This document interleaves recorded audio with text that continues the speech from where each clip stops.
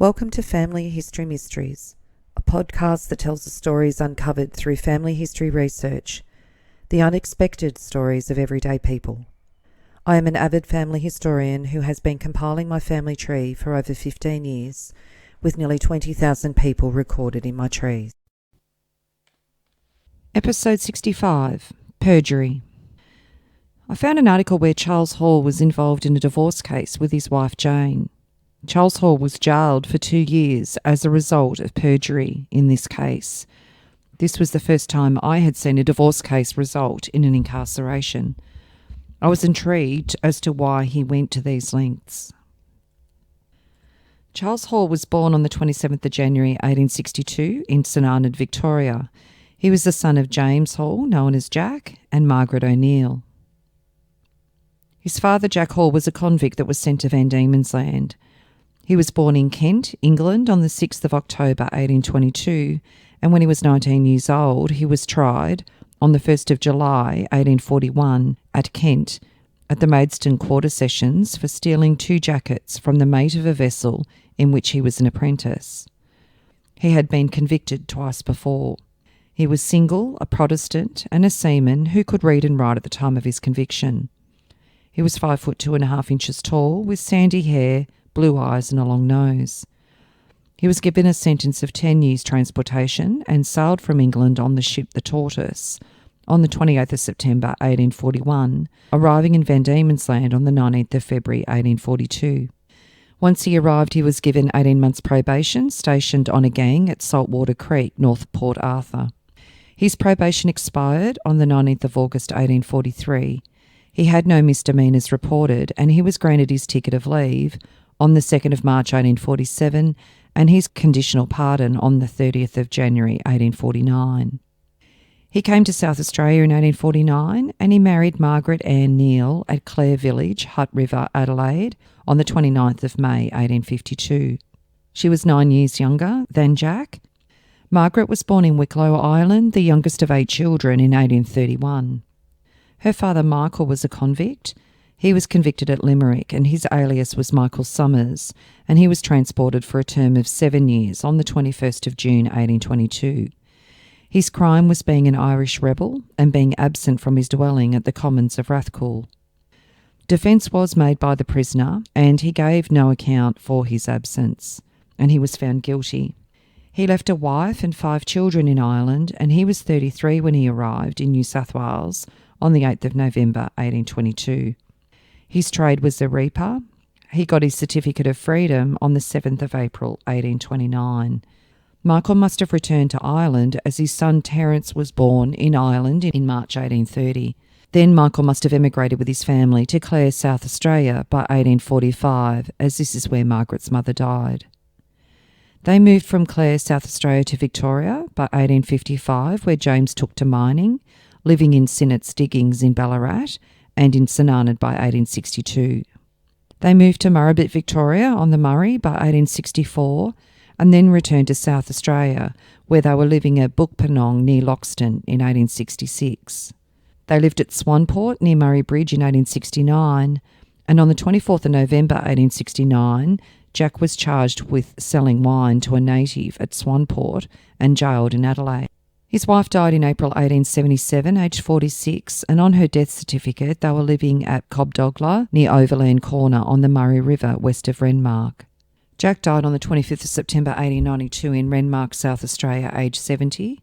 His death certificate stated that he was a farmer and he was residing with his son Charles and his wife Jane in Renmark at the time of his death. So Charles Hall married Jane de Grace at St John's Anglican Church in Wentworth, New South Wales on the 22nd of July 1892 when they were both 20. Jane was born at Wanganella in southern New South Wales on the 28th of July 1862. She was the daughter of Robert Grace and Jane Campbell. It seems that her father Robert added an extra to his surname, as he was Robert Grace when he married Jane's mother in Victoria on the 16th of November 1859 at St Paul's at Pentridge, now known as Coburg. The children, on and off, used the surname de Grace, alternatively with Grace. Robert Grace was a grocer, and by 1861 they were living at Redbank, which is now known as Mathara in southern New South Wales, and then lived around the Deniliquin district. Jane had 5 siblings that survived infancy. Jane's mother died on the 9th of February 1871 at Mosgiel Station when the youngest child was only 2 and Jane was 9. She accidentally took poison. Jane's father sent the children to the Mount Erin Convent Orphanage in Wagga around 1876. Charles Hall mustered on the stations with his brothers at an early age, and he started working in 1879 on Lake Victoria Station, New South Wales, with his father James and his brothers James and John. Charles worked as a musterer and a station hand with his brother Mick Hall on Bookpanong in the 1870s. In February 1882, Charles was employed on Chowla Station, comprising of 230,000 acres. Charles was listed as a labourer. Chowla is located 48 kilometres from Renmark. Charles and Jane lived at Carnally Station on the Darling River at Wentworth for 2 years, where their first child John was born in 1883. Charles and Jane were working their way back to South Australia in 1883, as their son William was born there in 1883 at Salt Creek, just prior to their return to Chowla in 1884. Litra Hut, which was the former Scab Inspector's hut, was built in 1871 as the Sheep Inspector's house and was in turn the first mail exchange and was located on the bottle side of Lake Litra.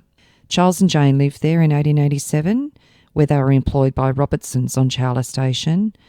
Charles and Jane were living here when Charles Jr., Lillian, Rosalie and Violet were born.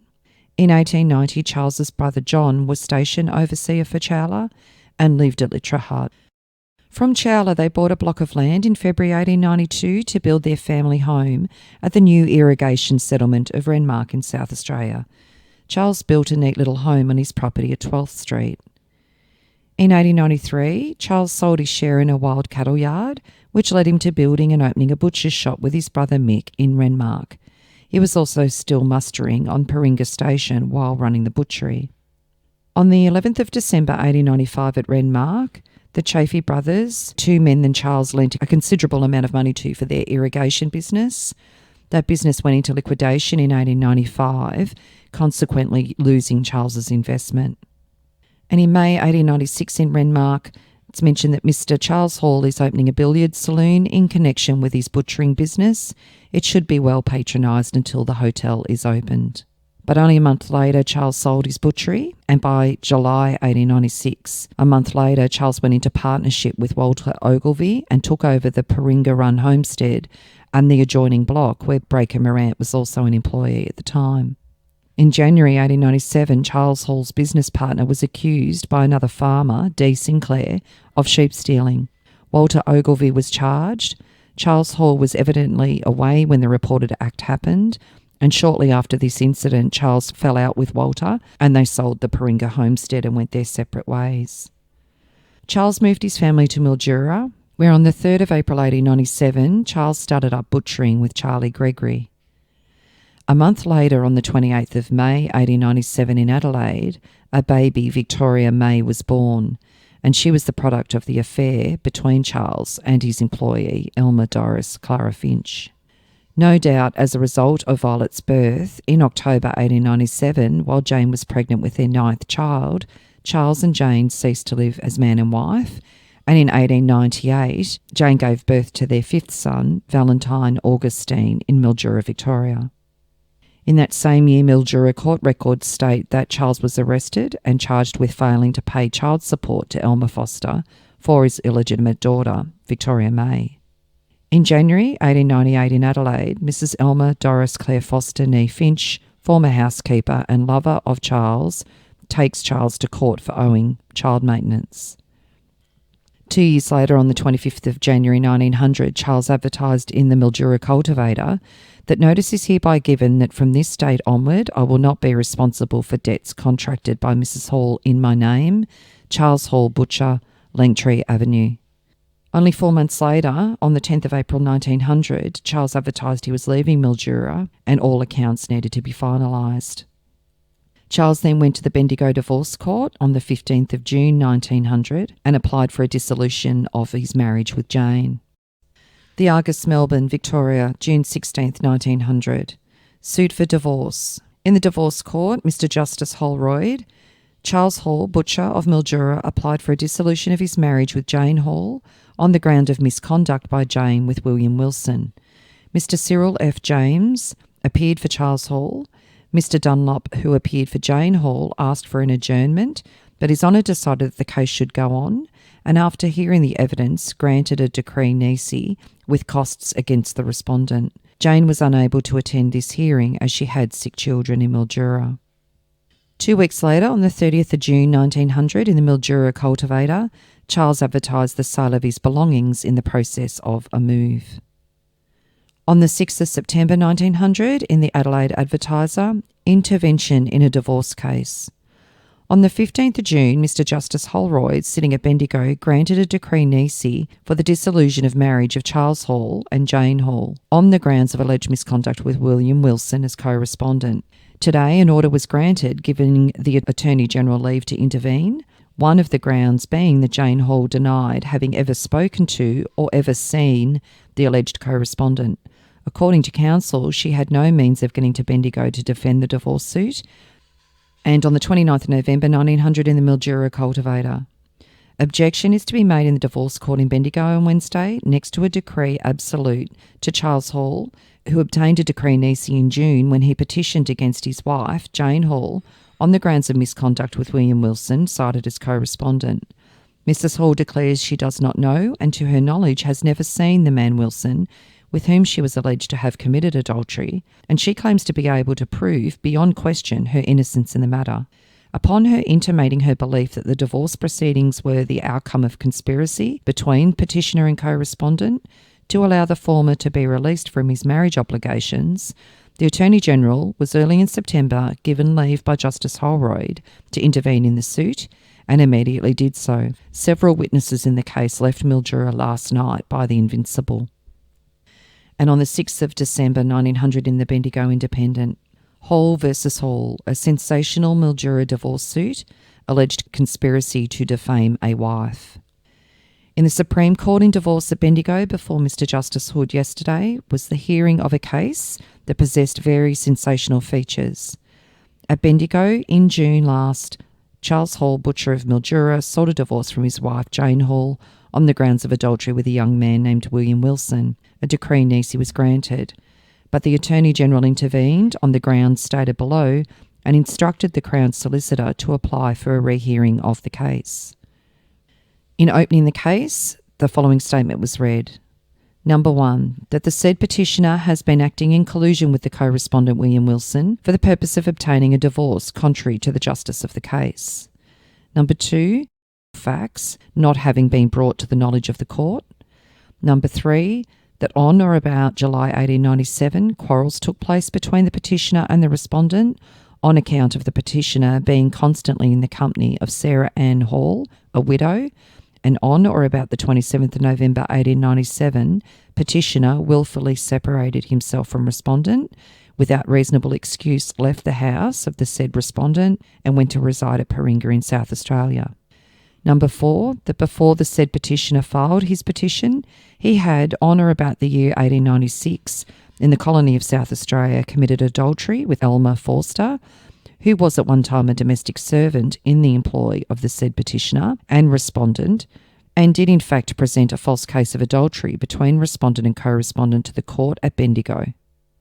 Number 5, that it was agreed between the petitioner and the said co-respondent, either alone or in conjunction with one Fred Bornholm, to initiate and conduct the said suit for divorce.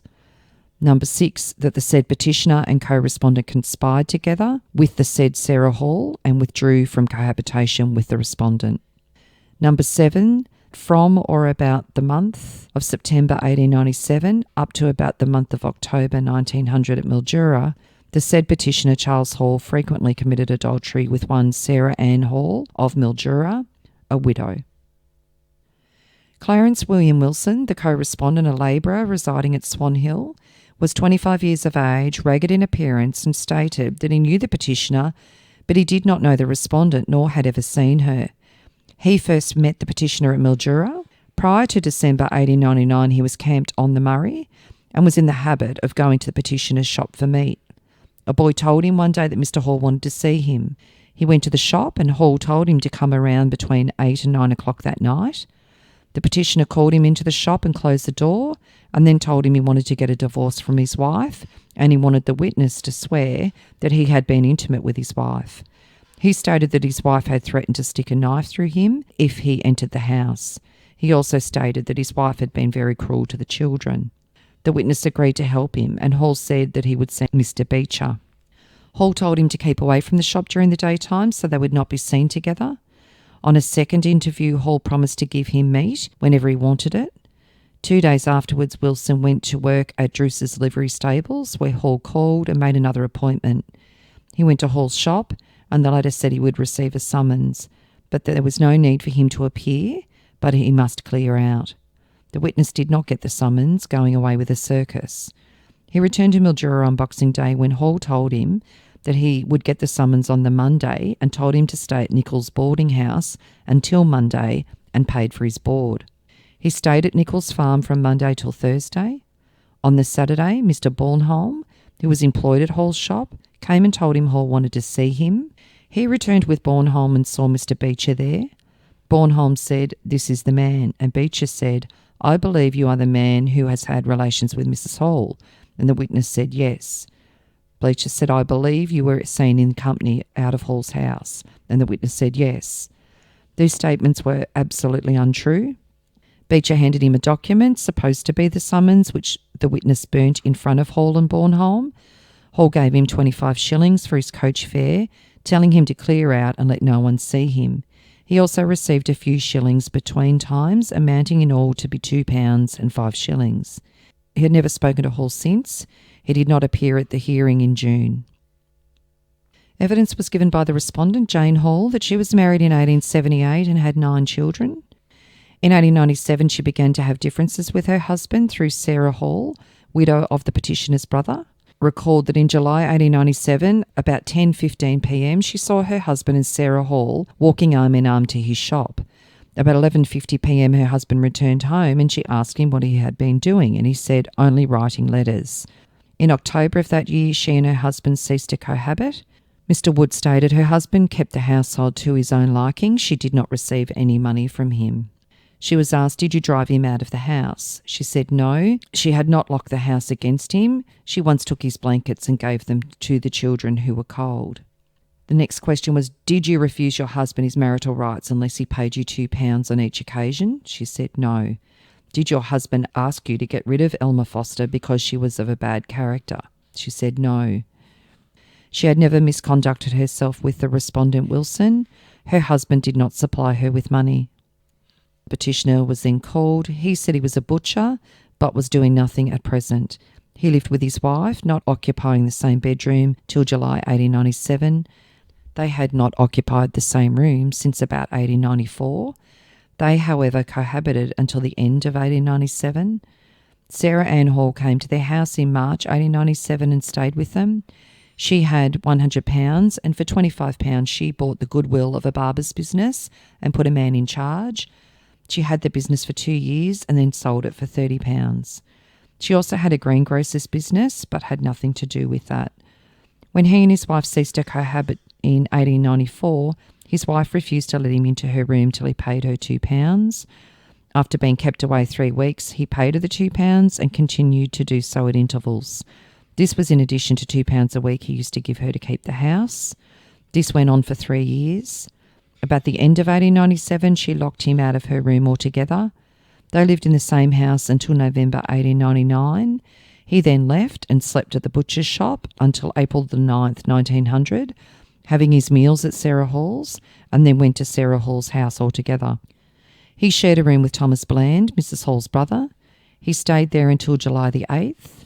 He first went to Mrs. Sarah Hall's for his meals about 2 years ago because his wife would not allow him to have his meals at home. When she saw him coming, she would immediately take the food off the table, and he had to be content with dry bread. This happened over a dozen times. She used to beat the children cruelly. He interfered and in return was blackguarded. His wife kept the children from school and he was fined because his son Charlie did not attend school. 3 times when he went home he found the door locked and had to get through the window. 3 times he found the clothes gone from his bed. On going then to his wife's door, she refused to tell him anything about them. During this time, he allowed his wife £2 a week and bread and meat for the house and cow's milk. In November 1899, Bornholm told him something about his wife, in consequence of which he began proceedings for the divorce. He personally knew nothing of the alleged adultery. When Mrs. Sarah Hall was employed at grape picking early in 1899 for 3 days, he did not drive her out. He drove her to the jam factory one morning and brought her back one evening. He denied ever having committed adultery with his sister-in-law, Mrs. Sarah Hall. He saw Wilson about February 1899. The witness was going into his stable and he met Wilson in the doorway. He saw Wilson again at the slaughterhouse. He did not on another occasion tell Wilson to burn the documents he had received. His Honour asked, where was the notice served? And he said, in my backyard. I then heard Wilson was going away with a circus. I saw my solicitor and he was told to try and keep Wilson about. The witness accordingly offered Wilson some work, and to keep him under his eye, he took him to Mrs. Nichols' boarding house and paid his board for several days. Mr. Wood asked, did you ever have improper relations with Elmer Foster? No, I did not. Did you tell Mr. Beecher in court this morning that you had never given her a cheque? Yes. Is that correct? No. Did you ever give her a cheque? She wrote to me from Adelaide telling me she was destitute and starving, and I sent her an open cheque for £1 or £2. His Honour asked, was it true you wanted the girl turned out of your house because she was of bad character? He answered, yes. Then why did you send her the cheque? Because she was kicked out. How do you know this woman was of bad character? And he said, from talk I heard before she came, I was away when she was engaged. How long was she in your house after you returned? About 3 months. You regarded her as a prostitute then? He said, yes. Then how is it that you sat at meals with her? And he said, I haven't had my way in the house since I was married. You allowed the girl Foster to sit down at meals with you? And he said, not with my consent. Did you tell your wife in 1896 that this girl was a prostitute? He said, yes. And your wife let her stay there for 3 months? He said, yes. How did she leave? And he answered, she had a barney with my wife. Wasn't she in a certain condition, and weren't you the father? He answered, not that I know of. How often were you with her outside the house? He said, once. Was she a pleasant girl to talk to? He said, yes, she was a pleasant girl. Did you see Foster in Adelaide? He said, yes. How did you meet her? And he said, I met her accidentally. She came down the street past the place I was staying at. Did he know he was going to be served with papers? He said the first he heard of it was when he was served. Weren't you surprised when you heard that your wife, a woman with 9 children, had committed adultery with a man like Wilson? And he said, no, not after what I knew of her. The next question, why did Sarah Ann Hall leave your home? There was a barney over my meal and washing of my clothes. Have you ever passed off Sarah Hall as your wife? Never. Have you ever been for a trip with her? Yes, about a month ago we went to Renmark on business. When did Bornholm give you information about your wife? He said about the end of last year. He said he had seen a man named Jack come out of Mrs. Hall's room several times. I asked him why he did not tell me before, and he said he did not like to. I went to Mr. Beecher the same day. He paid £2 a week for the keep of the household, in addition to £2 nearly every week when he had marital rights with his wife. He did not tell this to Judge Holroyd because the judge stopped him. It was in his mind to say it. He had paid £2 a week until last June, and since then £1 a week for the support of the children. He said, this marriage of yours was a forced marriage? And he said, yes.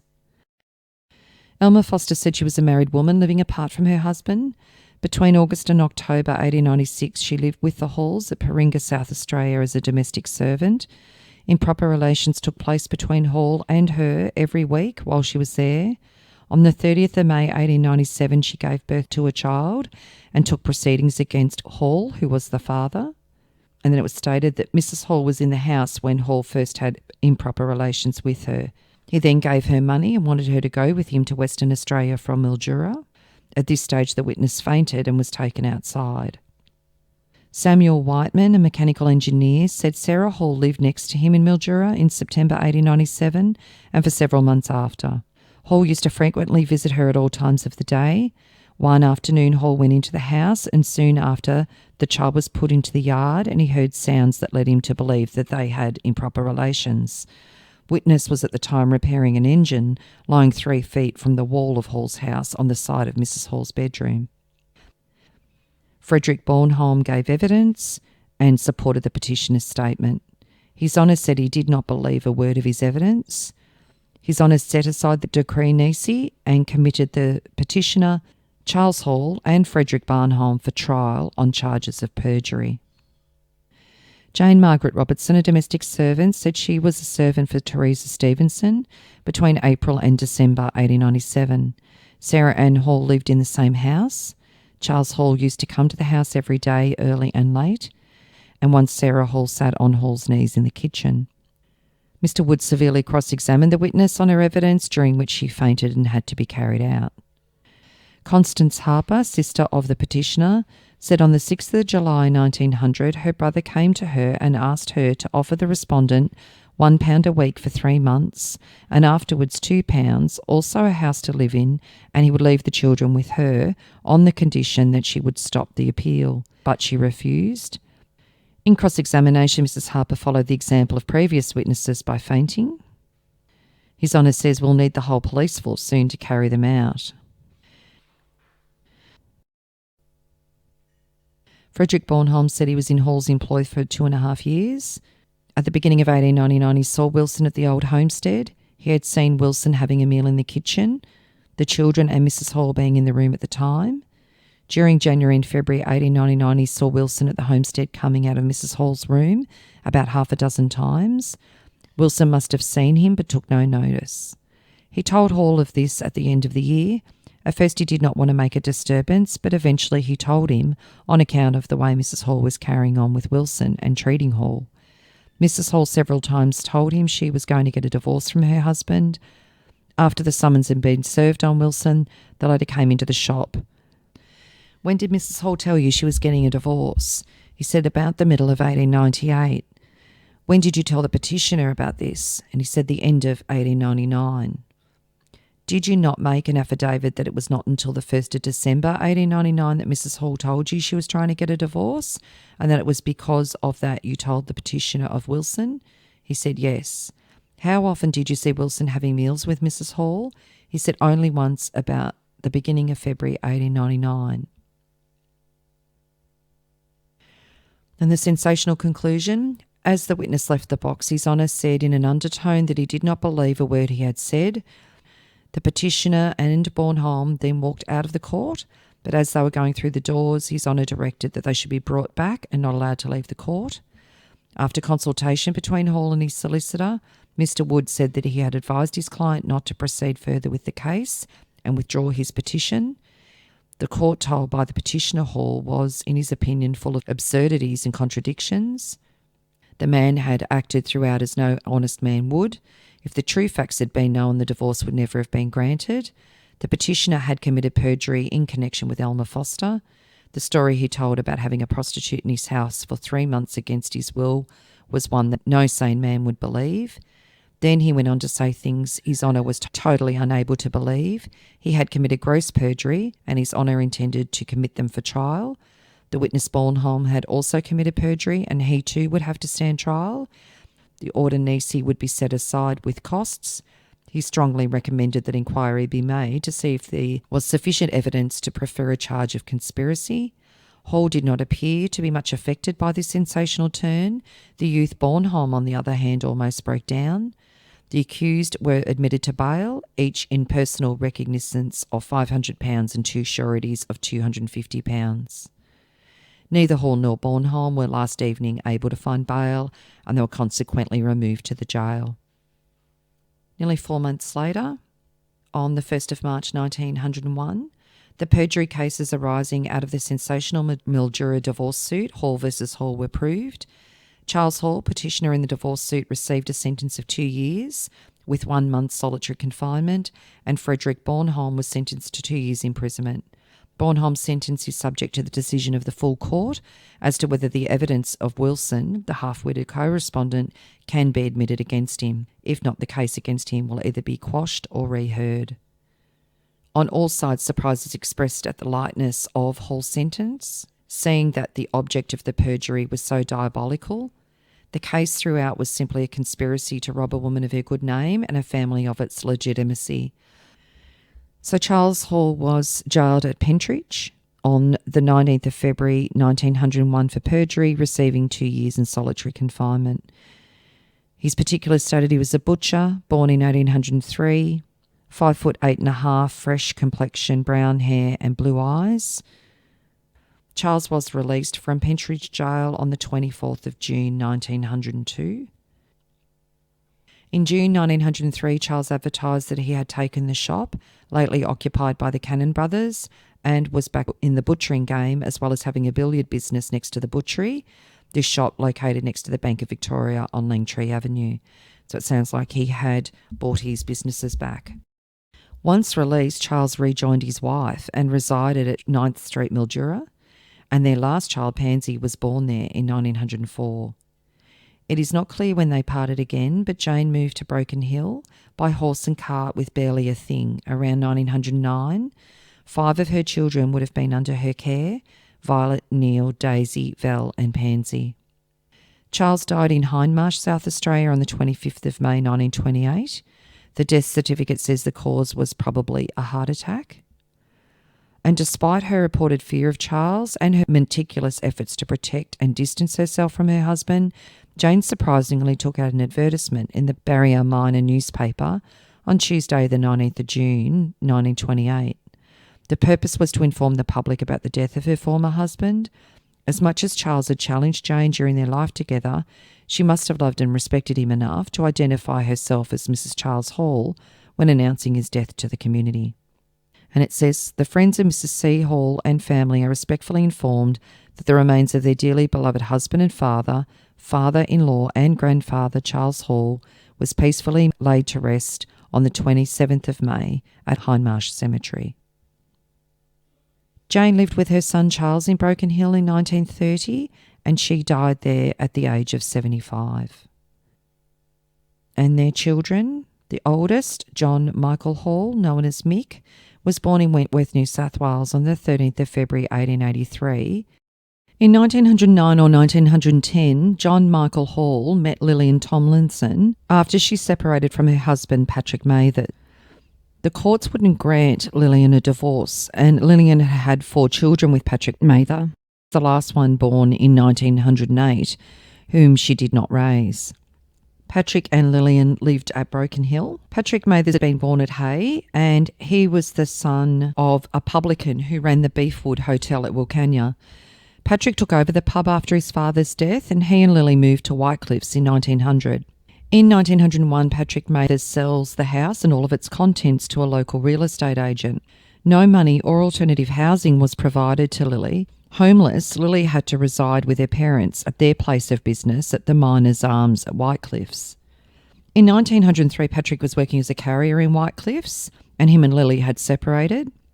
In Broken Hill in 1904, after no contact with her husband since 1901, Lillian filed for divorce from Patrick, stating abandonment and financial hardship through Patrick's desertion, drunkenness and ill treatment of her. Patrick failed to answer the summons. And in Broken Hill on the 24th of April 1907, this was outlined, a divorce case, who was to blame, husband and wife. Before Judge Gibson in the District Court last night, the adjourned hearing of a divorce case was heard.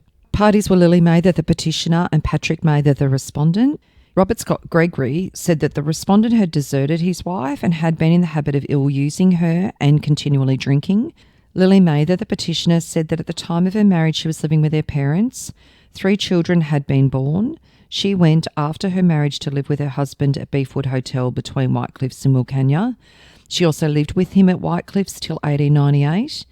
In January 1899, she returned after having been with her baby at her mother's place and lived in Whitecliffs for about 3 months with her husband. Her husband was often away for a week at a time, drinking and knocking about the town. She left and went to her mother's for good. The 3 children had all died and her mother had paid for their burial. The respondent said he hadn't any money to bury the child when they went to live at Wertigo, about 30 miles from Whitecliffs. The respondent used to lock her out. He never paid any bills and their home at Wertigo was seized for debt. Patrick Mather, the respondent, said there was no truth in the allegations that he had deserted the petitioner since 1901. He had been convicted only twice for drunkenness and not for being a habitual drunkard. Until Tomlinson's, her father's family, came to Whitecliffs and took a hotel, they lived happily. The petitioner was always at the hotel. The witness built the house in which they lived when they first married. They proposed to go to Cobar and the house was sold to a man named Gregory, and Gregory made the transaction with the respondent's wife. Iris Gregory, the agent, was called up and he said that he bought the house from Mrs. Mather at the insistence of her husband. The respondent had always borne the character of an industrious man. He was an average bushman and had a spree occasionally, but apart from that, his character was good. He had seen him drunk for days at a time. Constable Mangtalo, stationed at Whitecliff, said that when in town the respondent would get on the spree. He had seen him drunk in the middle of 1904. He remembered being on duty close to where petitioner had a small shop as a dressmaker, and he then saw the respondent there 3 parts drunk. About 3 weeks ago, he saw the respondent in company with a woman of low repute. The respondent had 3 convictions against him, 1 for being a rogue and vagabond, 1 for obscene language and 1 for drunkenness. The respondent said that when he was working at Wertigo, he earned £2.10 a week. He was paid every fortnight and he paid all of the money over to his wife. He used to have a drink on his way home. He did not know what the petitioner did with the money.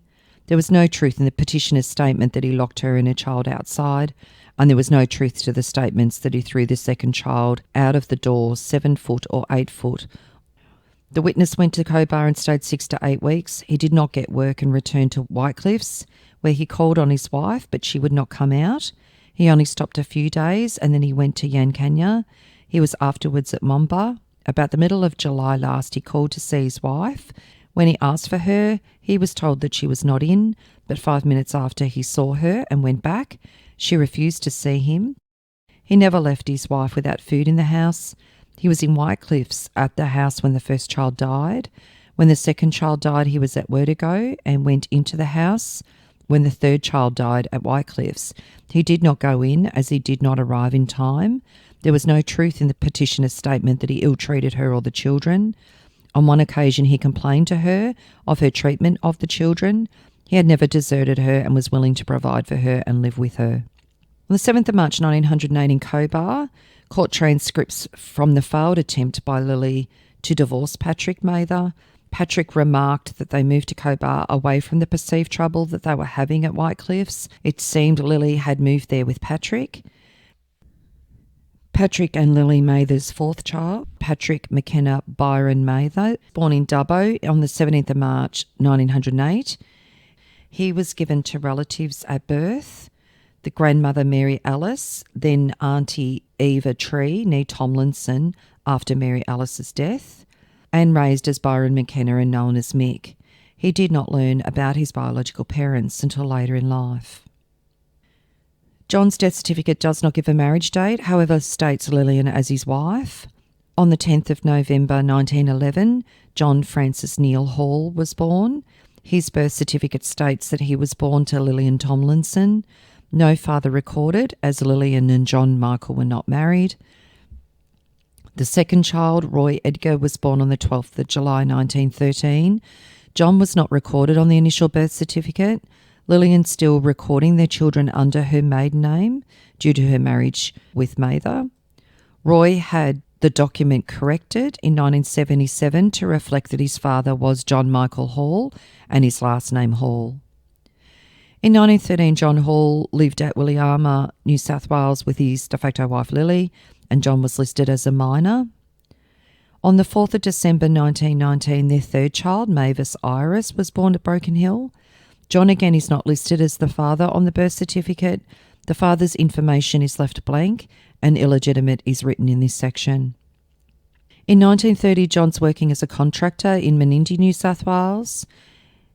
And in November 1931 in Menindee, their eldest son, John Francis Neal, married Norma May Marsden.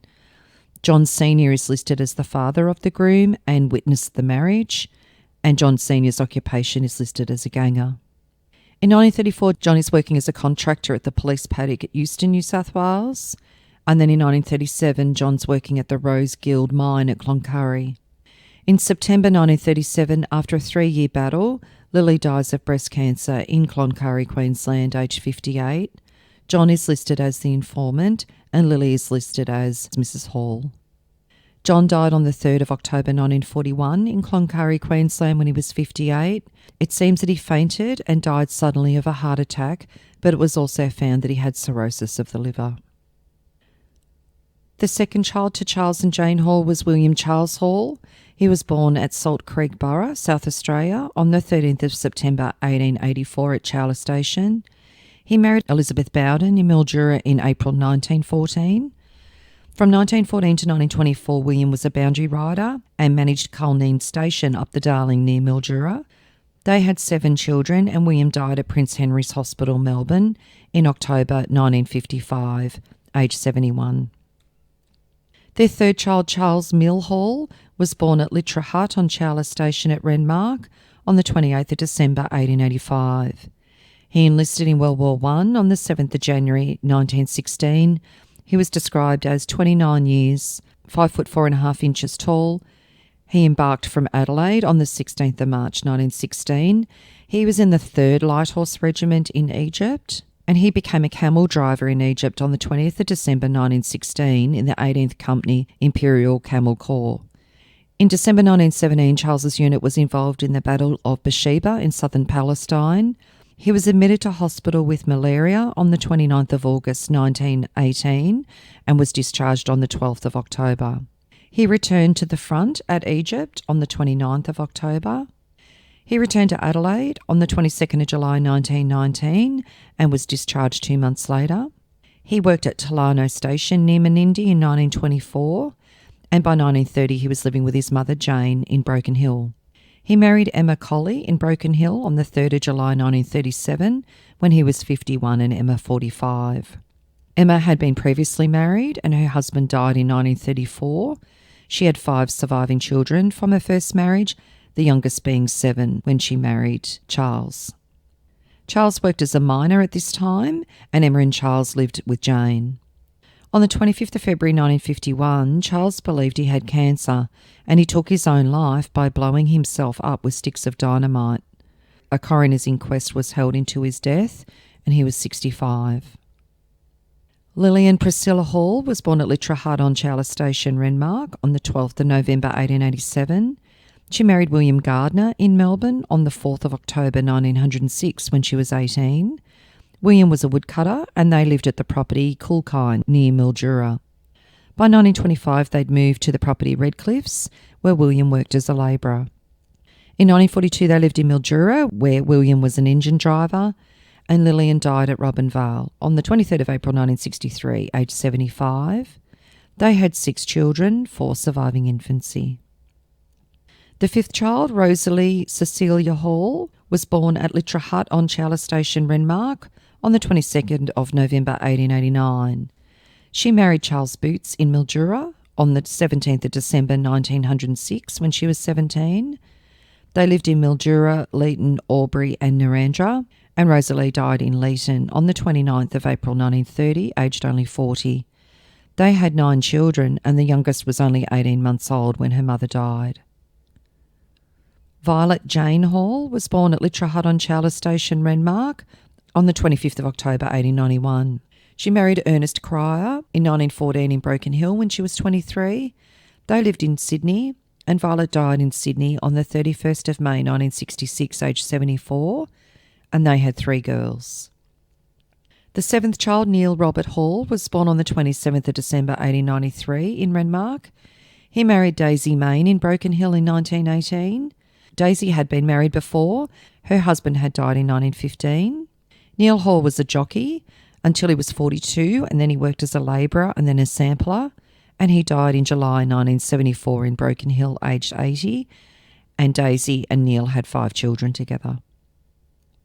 The 8th child, Daisy Louise Hall, was born on January 29, 1896 at Renmark.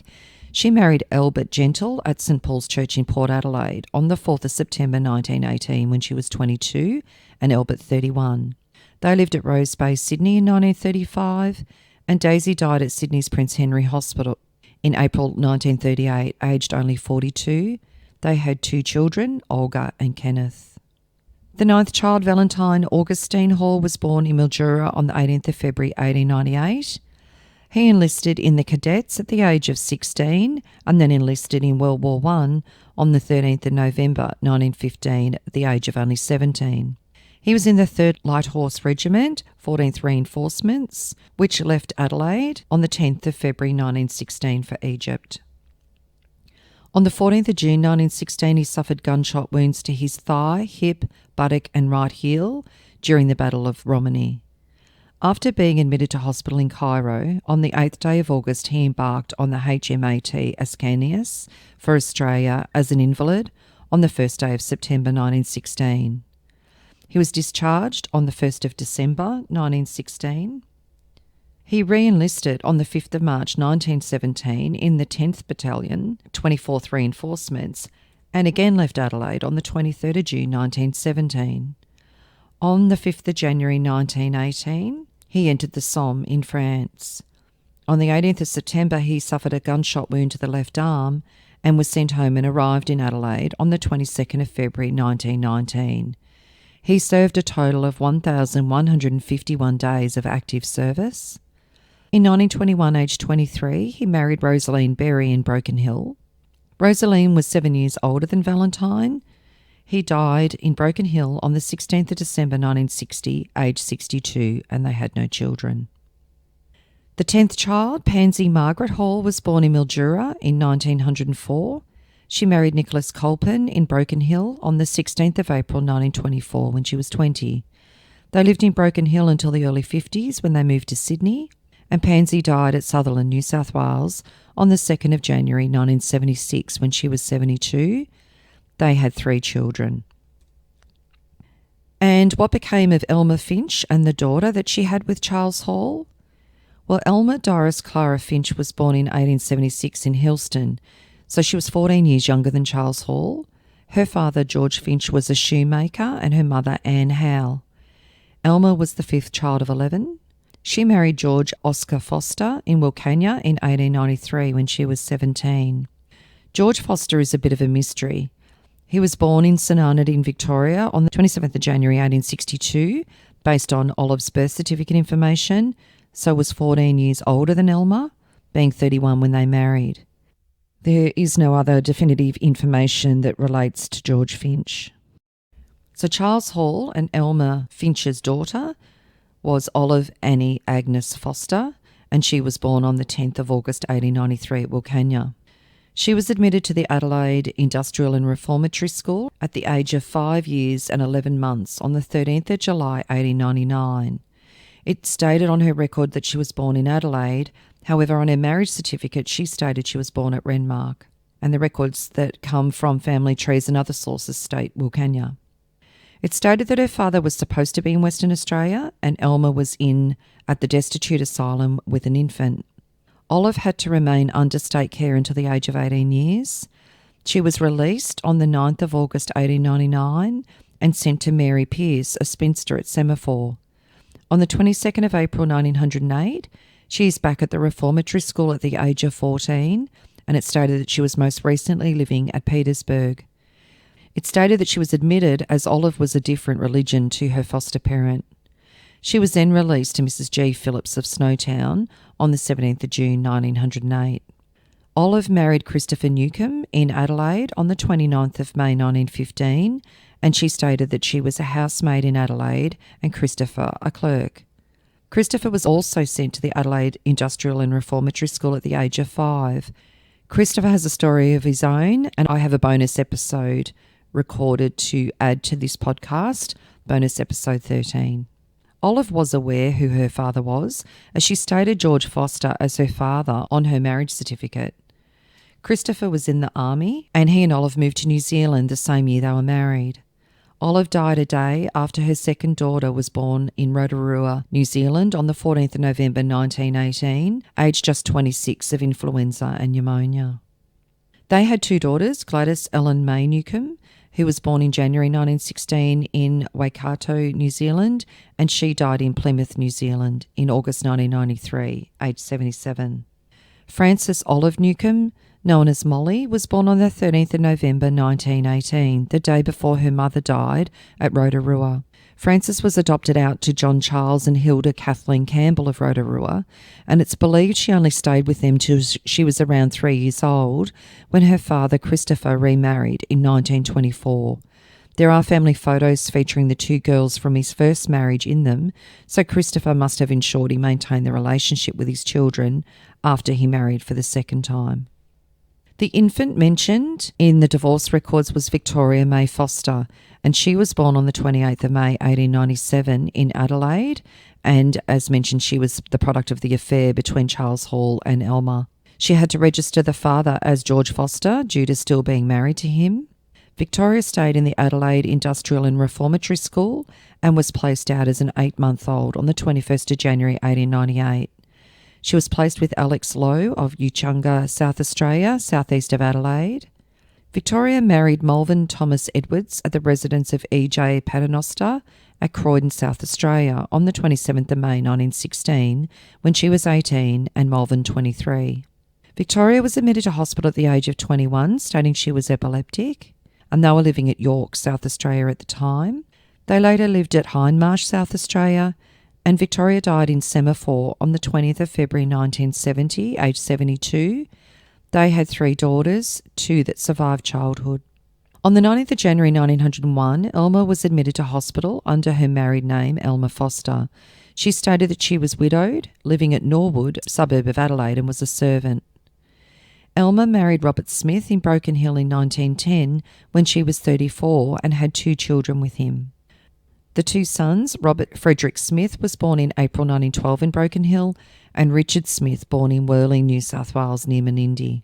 And Elma died in Broken Hill in December 1929, aged 53. If you are interested in sharing your story on my podcast Family History Mysteries, please go to my Facebook page and send me a message. If you would like some assistance in filling in the gaps in your family tree to see what mysteries you solve, please get in touch. And don't forget you can have early access to episodes by subscribing, and you'll also gain access to bonus episodes.